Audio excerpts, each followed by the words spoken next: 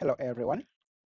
Today we are going to look at how to set up or configure and implement Modbus RTU Master in Codesys on a Windows SoftPLC. So I have this Codesys project open here, and I've already configured my target device. So if I come here to update device, you can see that I have different PLC descriptions. And I'm using this Codesys Control Win V3. So this is a Codesys runtime for devices that are running the Windows operating system. So just like your computer.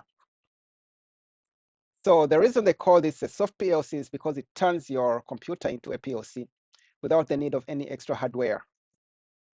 So you can write your program and test them during development if you don't have the target controller with you at the time. And then later you can transfer your code to the production PLC with really minimal changes or modifications. So the runtime runs on your computer, and it turns your computer into a PLC, allowing you to write Codesys programs, test them out, and then later transfer the program to the production PLC.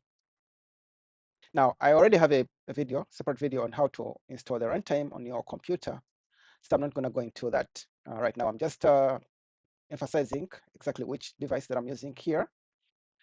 And of course, you can look up the video and see how you can set up your computer as well too. Act as a PLC and then write programs and test them accordingly. But that's the runtime that that's the device that I'm using right now. So I can close this. And the way this one is gonna work, so I can show you how I've set up this. So this is the simple setup that we are gonna use during this demonstration. So you can see on the left here, we have our Codesys SoftPLC. So basically it's a computer running the Codesys runtime, the Control Win V3, like we saw already there. And then on the right here, we have a ABB SC500 PLC. This PLC is going to be our server here, Modbus RTU Server, and then our soft PLC is going to be our Modbus RTU Master. So the soft PLC controls the communication, reading and writing registers from the ABB SC500 here. The protocol we said it's Modbus RTU, so it's Modbus over serial.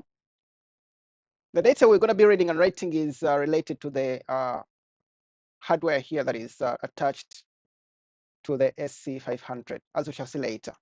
But basically what we have is we have a lamp, a bulb, we have a relay, and then we have two momentary switches. So the states of this hardware will be mapped to our register space here on the SC500. And then the soft PLC will be able to read the states of this hardware here, or these components here, and also write to change the states of these components here. So for example, we have two momentary switches here. These we shall be reading only. So we shall be reading the states of these momentary switches. So when they're pressed, the soft PLC should be able to read those states for these two. And then for the bulb here and the relay here, we should be able to set the states of those two components there. So we should be able to turn on and turn off the bulb, and also we should be able to trigger this relay as well. So the soft PLC via the Modbus RTU here will be able to control the states of these two components here, and also to read the states of these components here, as we shall see. But basically, that's the simple setup. Soft PLC is the Modbus RTU Master. ABB SC500 PLC is the Modbus RTU Server. And then we have these components here that we shall be controlling over Modbus RTU. Okay, let's continue. Okay, now that we've already seen the setup there, let us see how the real hardware setup is, at least on the server side, because the master is just our normal computer, so there is nothing to show there. But let's see what we have on the server side here. So like we've said, this is an SC500. It's a V3 PLC from ABB. It's a PM5650. That's the processor there. It has one digital I/O module. It's a DX571. And it has two inputs, digital inputs and two digital outputs. The two digital inputs are connected. So like we said, we have two momentary switches here.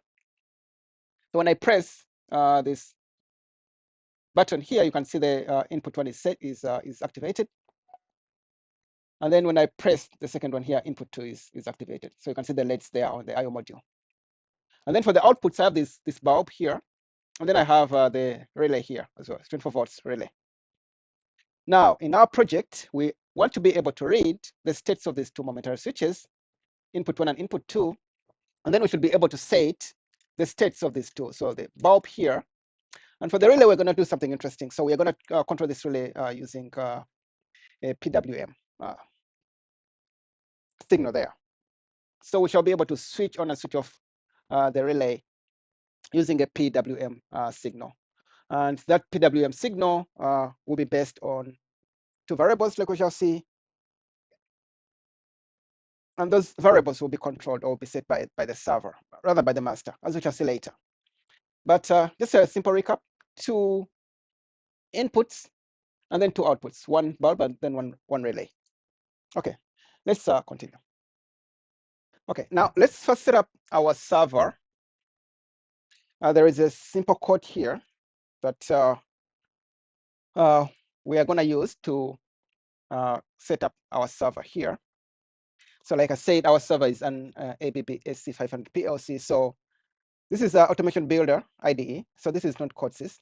Although these look familiar, the Codesys IDE and the Automation Builder IDE, they are slightly different. So Automation Builder is used to program SC500 PLCs.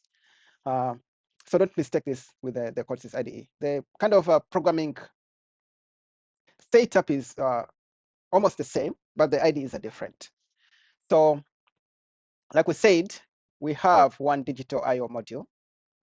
So you can see on my project tree, I have one digital I/O module here. And I've declared 4 variables here, 2 input variables, each one representing those inputs that we want from the momentary switches, and then 2 digital output variables as well. One for the lamp, and then one for the relay. Then I've mapped these variables to the I/O module such that we can read and set the states of those components like we said already.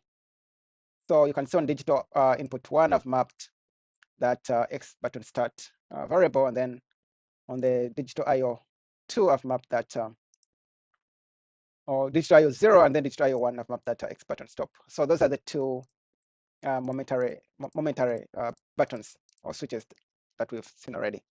And then on the outputs, on output 1, or call it output 0, I have the relay. And then on output 1, I have the lamp there. So now I can basically test this out very fast, and then I'll show you how it should work. So I'll upload this code, and then we can test out this implementation on the server side, and then after that we can continue to the Modbus configuration and everything. Okay, our program has uploaded, and then I put it in run here.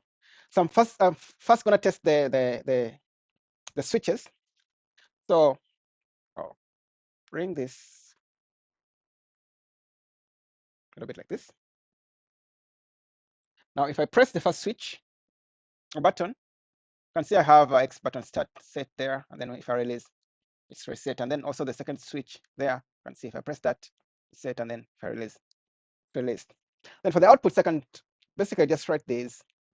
For example, I want to set the lamp.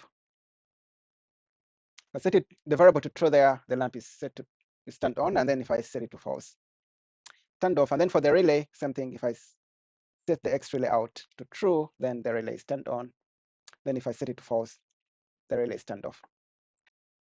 Now I've modified the program a little bit to add a function here that generates for us a PWM signal there. I'm using this blink function. It has 3 input parameters there. You have the enable, that enables the function. You have the time low and then time high. So I've mapped those variables, or I've attached those variables here to the time low and time high parameters there. So the time low and time high define the duty cycle for the PWM here. So when I enable this, And then based on the time low and time high, then we should have a PWM signal on the out here, which we write into this relay out variable that now controls our relay, turning it on and off based on this PWM signal here. So I will upload this and show you a little bit on how it works, and then we can continue. So first thing I'm going to do is, if I set everything to 0, so time low is 0, time high is 0, that means the duty cycle is really huge. It's almost 100%. So that means we constantly on signal. So I'll show you how that would look. So I'll set that to true, so you can see that the duty cycle is large, it's almost 100%, and the relay is almost on all the time. And then we can control the duty cycle, of course, and the frequency by modifying this time low and time high. So I can put that to 500, and that to 500 as well. And now the frequency has decreased a little bit, and also the duty cycle is at 50% right now. So you can see the switch on and switch off at that rate. I can increase the duty cycle. If I put that to 1,000 milliseconds, for example, so now the duty cycle has increased, and the frequency also increases accordingly. So depending on the value of the time low and the time high, then we have a signal with a corresponding duty cycle and frequency. So that is what we are going to be doing here. So this master should be able to control the duty cycle and frequency of that signal based on these two variables there. So that is how that is gonna work. And now that we've seen how that is gonna work, let's stop there and then start configuring our server. So now we have identified the variables that we want to read and write from the server. We want to read the start button start here variable, button stop button variable as well. Well, we want to write the lamp out variable, and then the relay out basically will be dependent on the enable here, the time low and the time high. So the next thing we're going to do is map these variables to our register space. So in the previous video, we saw how the register space, Modbus register space for the SC500 is set up. And variables can be mapped to the register space as bits. So that's for booleans, or bytes, or words, or double words. So for example, these two variables are going to be read by the master there. So we can map these on 1 byte. So 1 byte has 8 bits, so we can use the first and second bits of the byte. And then the variables that are going to be written by the master, we have this x lamp out. That's a boolean, so that's a bit. And then we have this x enable as well. That's a boolean, that's a bit as well. So we can also map these 2 bits to another byte.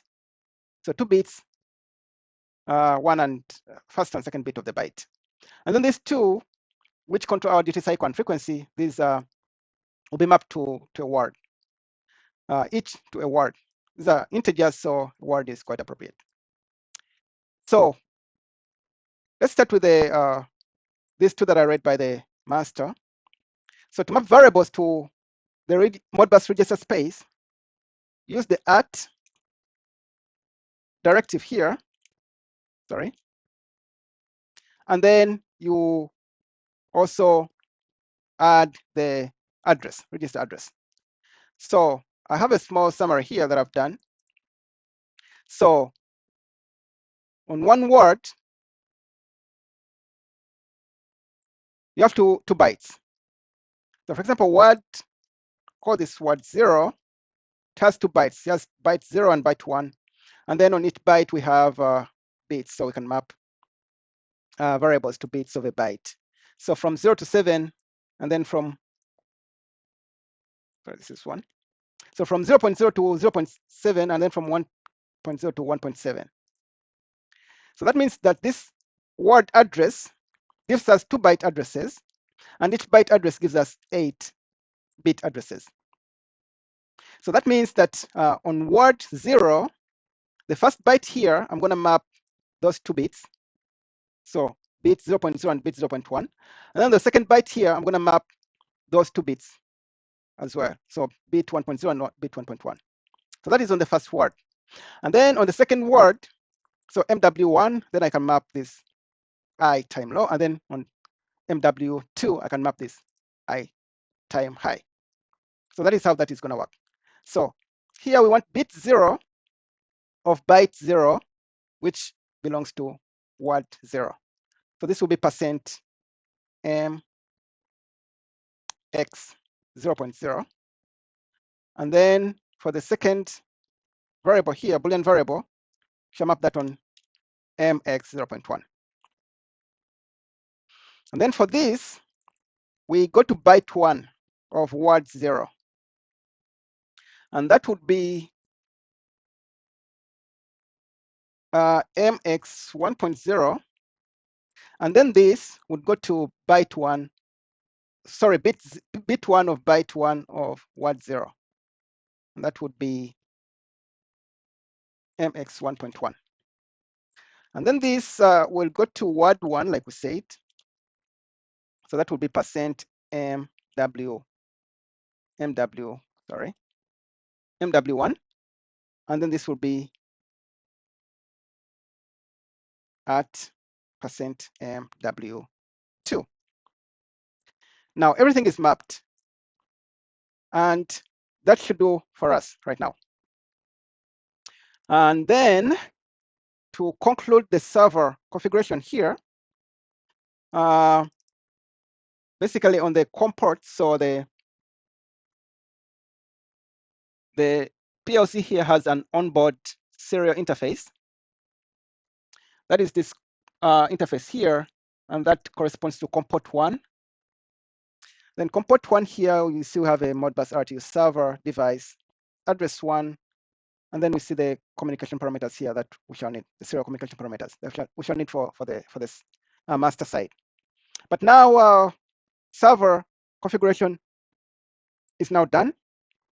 We can comfortably upload these to our PLC, and now we start the configuration of the master, which is the main topic of this demonstration today.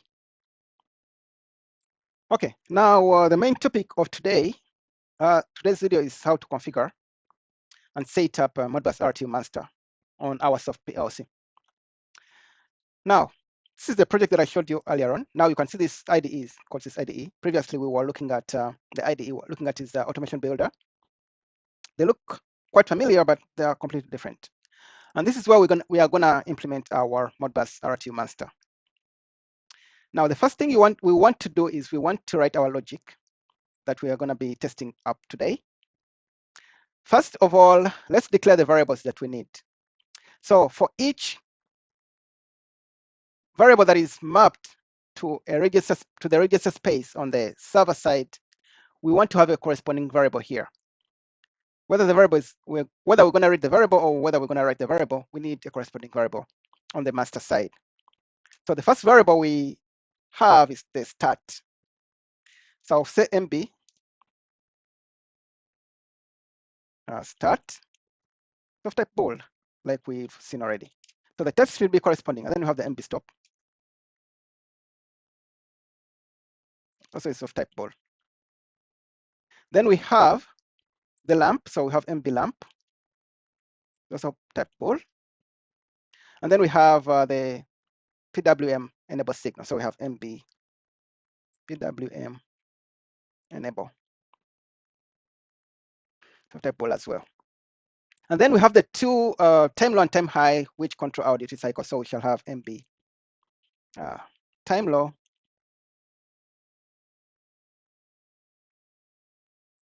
that's of type int, can make it word. And then we have MB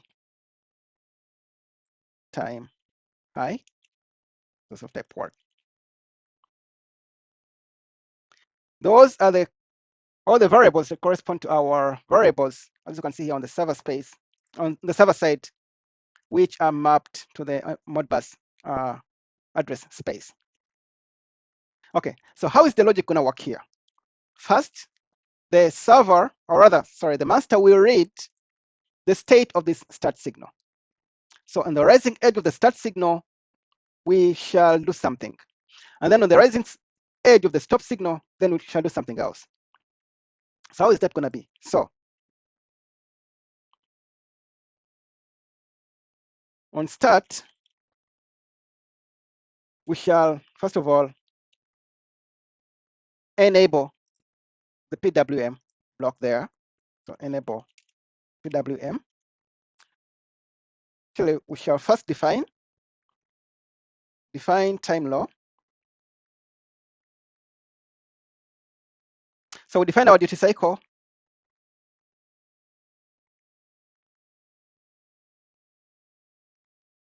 Define our duty cycle and then enable PWM signal. And then on time, on stop, so on stop, we shall then disable the PWM. So that is basically what we're going to do. So stop PWM. So first read start, or read the states of the start and stop, and then according to which one is set, or which signal we capture there, the rising edge, then we either start the PWM or we stop the PWM. And for that, we can use a set reset function block here. So we shall have declare an instance here, call it PWM control, or relay control, basically.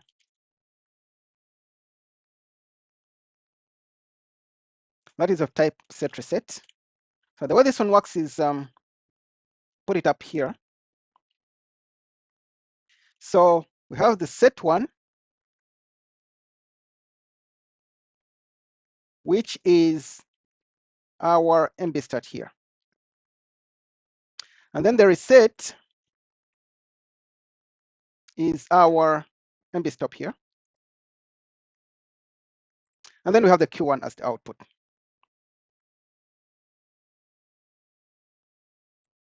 So the way the set reset works is if a rising edge is detected on the set one, then Q1 is set. And then if a rising edge is detected on the reset, then Q1 is reset. And then here we can just come here and say if set, so if Q1 is set, then we set enable to true. So this PWM enable is set to true. And then else, we just set it to false. That's simple.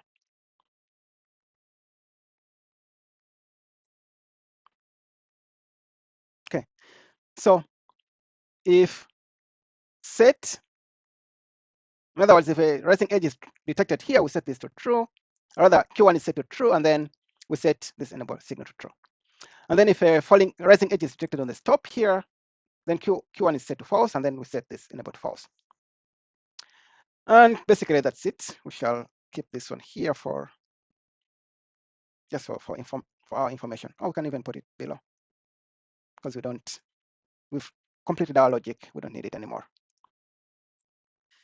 Okay, so that's it. And now we got into the configuration part. The logic is done. Now we start the configuration. So to configure Modbus RTU Master on SoftPLC, first we want to add a COM port on our tray here. So you come on the device here, you right click, and then you go to add device. You want to select, so you see you have a different field buses here. But we want to go under Modbus. And then under that, we want to go under Modbus serial port, and then we want to select this Modbus COM. We add that, and then we close this. And then on this Modbus COM, right click again, go to add device, and then we want to add a COM port. So, sorry, we want to add a Modbus client here, Modbus client COM port. So under Modbus again, you go to under Modbus serial master, and then you select this Modbus client comport. Then we add that, and then we close this. Now this is our master device here, Modbus client. And then on this client now, you can add as many servers as possible. So each server represents a remote server where you want to read and write data from. So in our case here, we have only one server. So we're going to add one server to this Modbus client device. So right click again, go to add device, and then again under Modbus, you expand under Modbus serial slave, you add a Modbus server comport there. And we add, if we had more than one, then we'll just add all of them down here. And then we close. Now our device tree is now complete. Now we're going on into the configuration part. So we start from the Modbus COM here. This is the comport itself. You want to configure the serial properties, serial communication properties. This should correspond with the server. So if we go back to the server here and we go to the comport here, we can see those properties down here. So the most important ones are the bound rate. So that's 19,200. Parity is none, data bits is 8, and then stop bits is 1. That should correspond here. So parity, bound rate is 19,200, parity is none, data bits is 8, stop bits is 1. Comport number here, we shall return to this afterwards. And then we go to our client. Here now you configure whether you're using RTU or ASCII. We're using RTU in this case.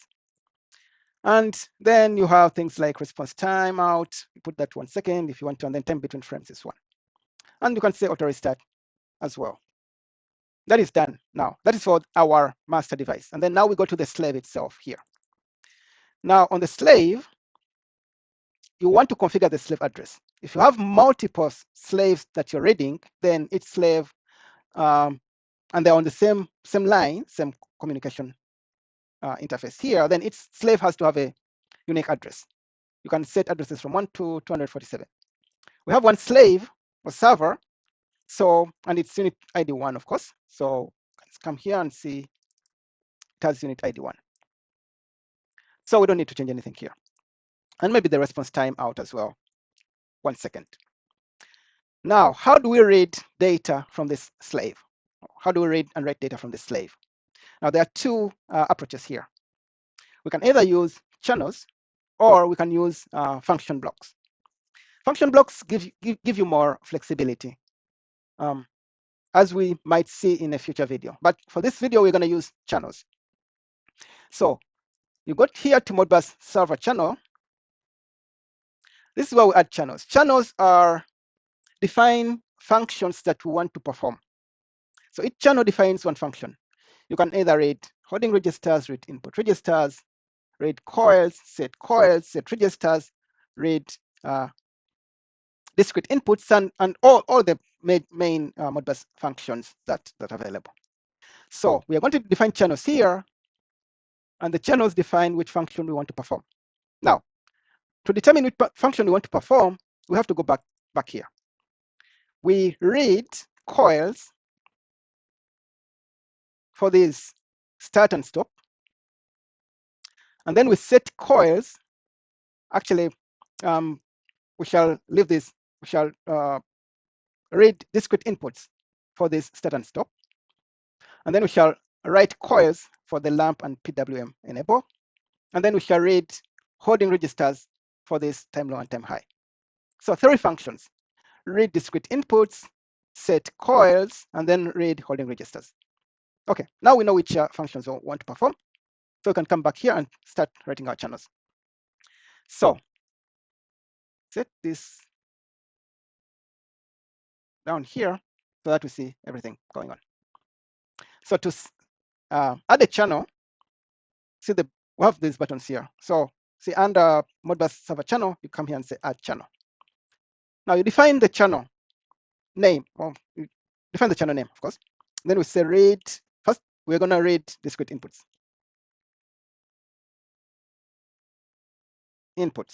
There. And then the access type is the array of the function you want to perform. So we go and select read discrete inputs. Cycle time or trigger, we're going to leave that to cycle time, but it can be raising edge or application. And then the cyclic time as well. You can leave that to 100 milliseconds. And then the comment here we are reading start and stop button states. And then now you define the register address and then the length. So the register address here is determined from the mapping that we have here. So if you come back here to the server, you see that we are starting from 0, register 0. So this is 0.0, and we are reading two registers, 2-bit registers. So bit register 0.0 starting from bit register 0.0 and reading 2 bits. So those are two discrete inputs. So come back here 0.0 and we are reading 2. And then we click OK. That is our first channel. We go to the second channel. Here we are writing coils. Again, we go down here, we select the function, write multiple coils.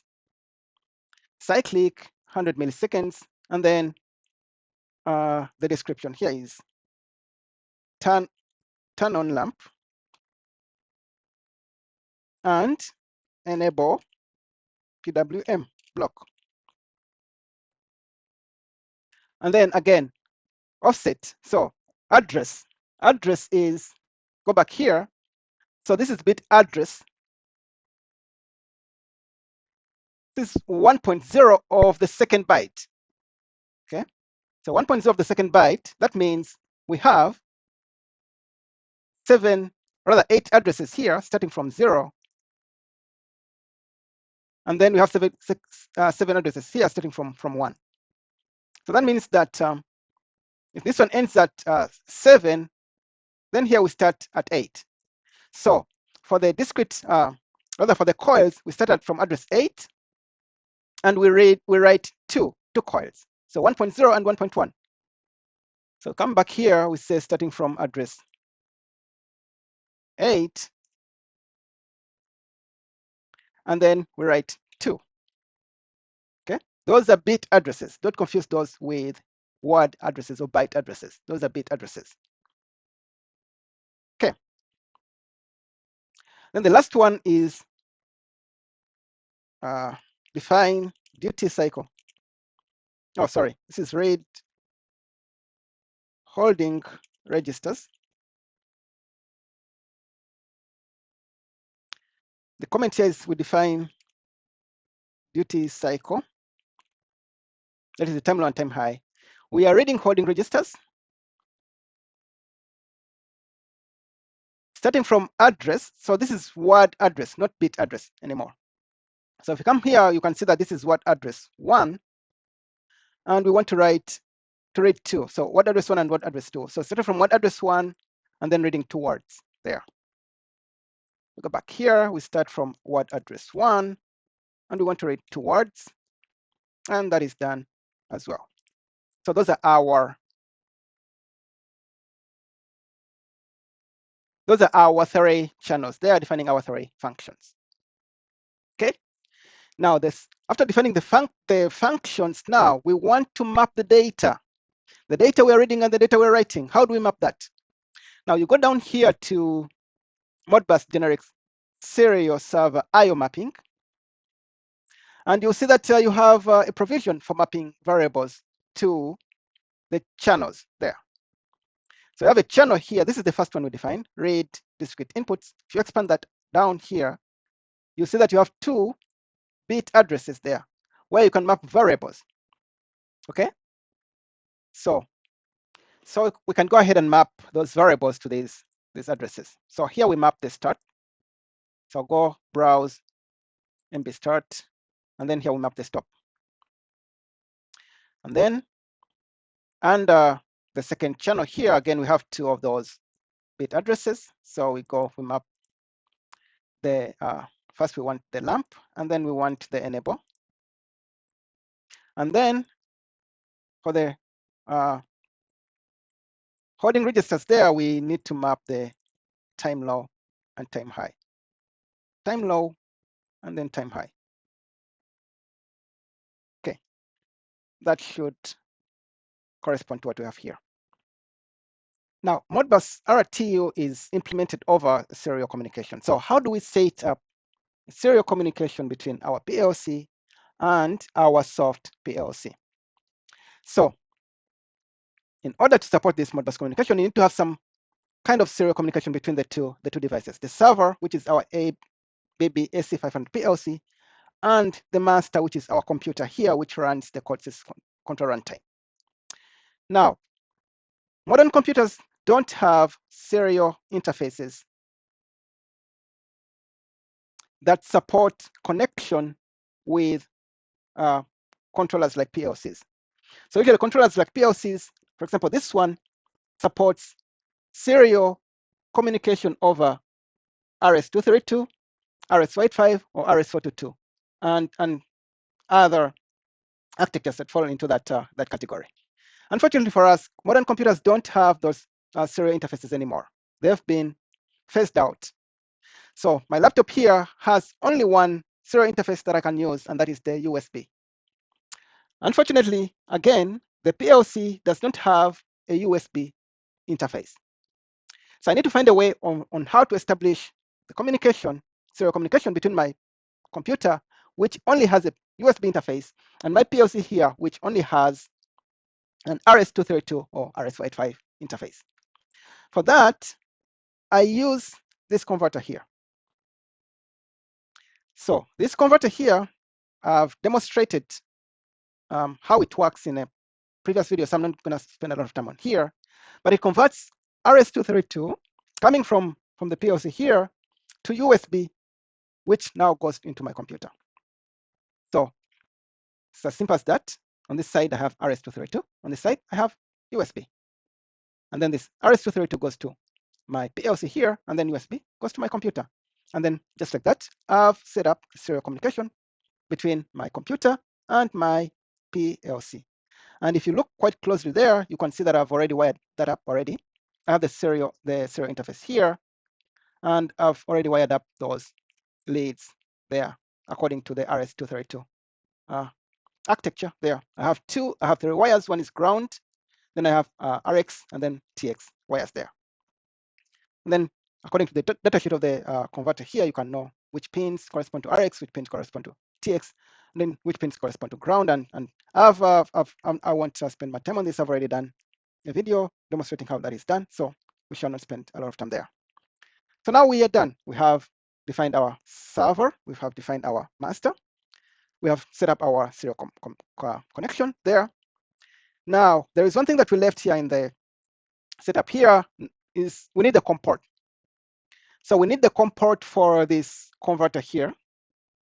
So what I will do is I'll find that COM port. So I'll go to my device manager here. I've already plugged in the converter into my computer, and then when I go under ports, I can see the R10 USB to serial bridge, COM port 4. Then I just come here, set this to COM port 4, and now the configuration is done completely. Now, I need to upload this code, and then we can test it out. Okay. First, I need to make sure that my PLC is running. So I come here, my tray. If it's not running, I have to start it. So go click on that and then start PLC. Click OK. And now my PLC is running.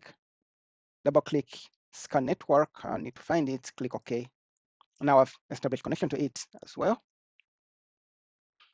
Now I can go ahead and upload this code. So log in, then upload. Code has uploaded. Click start. And now we can test out and see if whatever we've made is working. So first, I'm going to test with the buttons first, just to make sure that I can read the states of the buttons. I also need to make sure that my server is running. So I'll come back in Automation Builder, log into Automation Builder, and then make sure that it's in run. Okay. So from here, we should see the states. Okay. By the looks of it, things are working. So if I go back here on my server here, I want to see the state of the buttons. Okay. You can see that stop. It's there. And then start as well. Stop. start, stop, start, stop. So what we want to do from the server here is first we want to set this duty cycle. First I'll set it to 1 second. Frequency, so I'll set the time low to 1 second, then time high to 1 second. Okay. Let's check on the server side just to make sure that that data has been received. Come back here on the server side.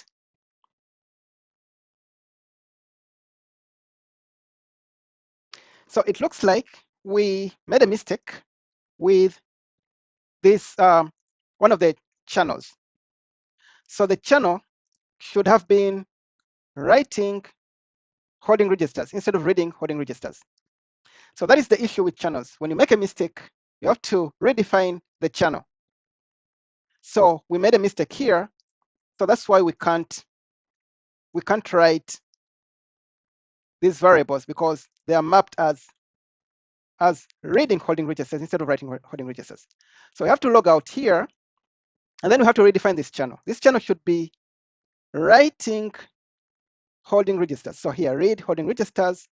So we can easily click on that channel there, the one we want to modify, and then we go to edit. And then we say this one is writing holding registers, define duty cycle, and the function here is write multiple registers. There, again, this was register. We go back to the server here, should be able to see register 1, and then we are writing 2 registers. So starting from 1, and then writing 2 registers. So that is how channels work. If you mess it up, have to stop the program, come, re-edit the channel, and then upload the code again. So the mapping, I think, should remain the same. We shouldn't, yeah, the mapping remains. So that is, oh, the mapping goes as well. So we have to map again. So come again, map this to time low, then this to time high. Okay, that was a simple edit, but yeah, that is how channels work, at least now we know. Upload again, and then we should be able to test again. So upload, set that to run. Again, let's try to see the states. Okay, stop, we see the state. Start, we see the state. Stop, we see the state.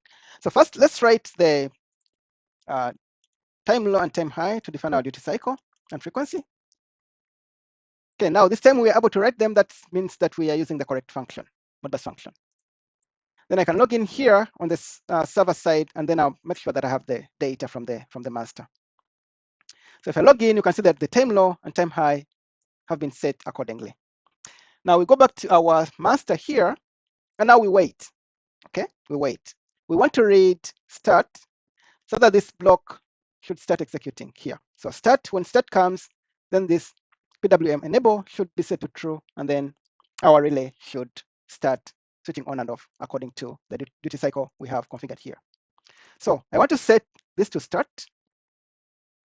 So I'll do the start button. I'm going to press that. Okay, pressed it. You see that now our logic here, Q1 is set to true. We've enabled the PWM signal, and then you can see that everything is working accordingly. Now we can modify the duty cycle, of course. You can set this to 500.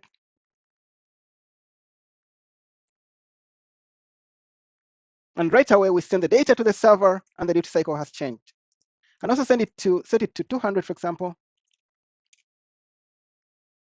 And now you can see that the frequency has increased and the duty cycle accordingly. And then I can set the time high or time low to a shorter, set it to 50, for example. And then again, the duty cycle corresponds accordingly.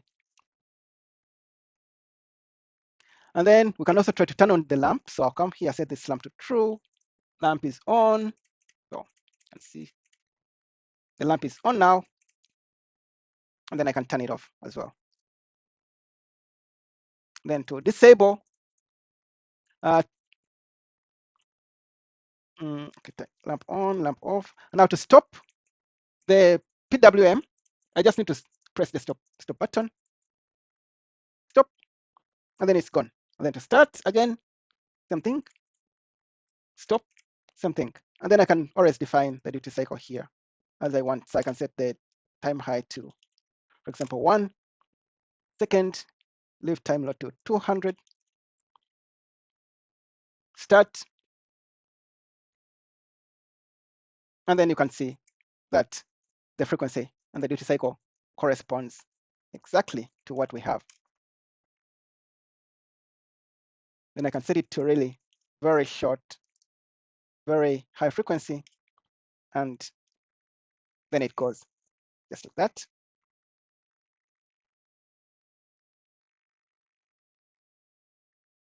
And then I can basically control the PWM accordingly, every way that I want. So our communication is working as expected, and everything is working as expected.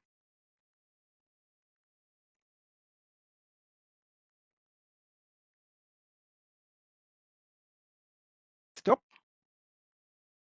start, stop, start, and then lamp off.